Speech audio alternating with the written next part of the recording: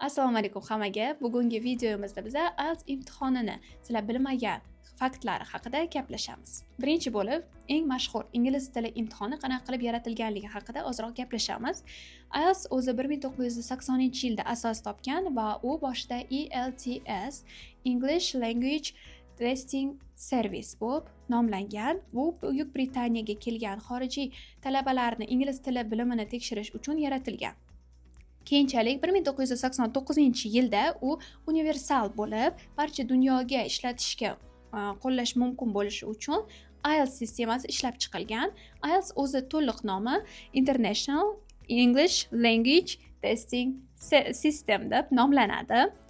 Xo'sh, yana nimalar bilamiz? Bu narsa o'zi 3 ta organizatsiya tomonidan yaratilgan. Birinchisi British Council, ikkinchisi Cambridge tomonidan u har xil mashqlarni, tasklarni yaratib bergan va IDP IELTS Australiya tomonidan yaratilgan. Boshida IELTS unchalik mashhur bo'lmagan. Uni bir necha ming inson yiliga topshirgan. 2010-yilga kelib 1,5 million inson har yili IELTS topshirgan va hozirgi kunga kelib yiliga 3,5 milliondan ortiq inson butun dunyo bo'ylab IELTS topshiradi. Nega unaqa mashhur bo'ldi deb so'raydigan bo'lsanglar, buni javob oson.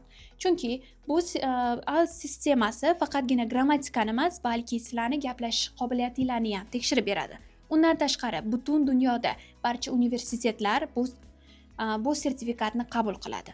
Eng mashhur hatto Cambridge, Oxford, o'shanga o'xshagan universitetlar ham IELTS bo'yicha qabul qiladi. Undan tashqari immigratsiyagami, o'qishgami, ishgami, qaysidir chet davlatga bormoqchi bo'lsangiz, unda ham sizga IELTS sertifikati kerak bo'ladi.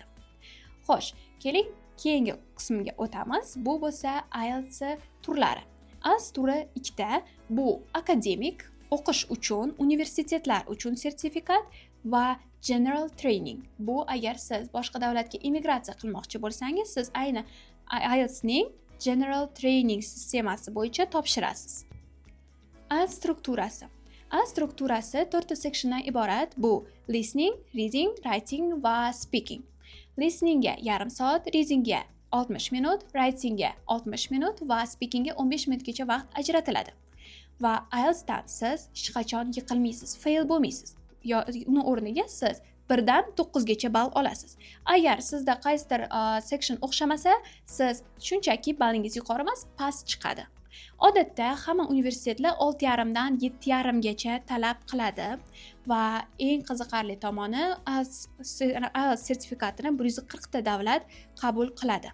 Bu degani 140 ta davlatga siz IELTS orqali o'qishga yoki ishlashga ketsangiz bo'ladi. IELTS ikki xil turi bor topshirilishi. Bu paper based deyiladi.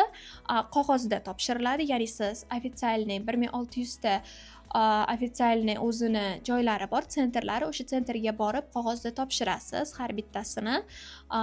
Va CD bor. CD bu kompyuter orqali, ya'ni siz kompyuterda topshirasiz va xuddi shunaqa speaking face to face odam bilan odam bo'lishi mumkin yoki kompyuterda Zoom orqali. Lekin sizlarga maslahat beradiganim bu face to face. Даже IELTS ile CD bo'ladigan bo'lsa ham, speaking qismini face to face qilganinglar yaxshi, chunki Zoomda agar sizlarda qanaqadir bog'lanishda muammo bo'ladigan bo'lsa, qotib qoladigan bo'lsa yoki Zoom programma bo'lgani uchun shunchalik tashlavoradigan bo'lsa, sizlar shuncha topshirganinglar hammasi 0 bo'ladi.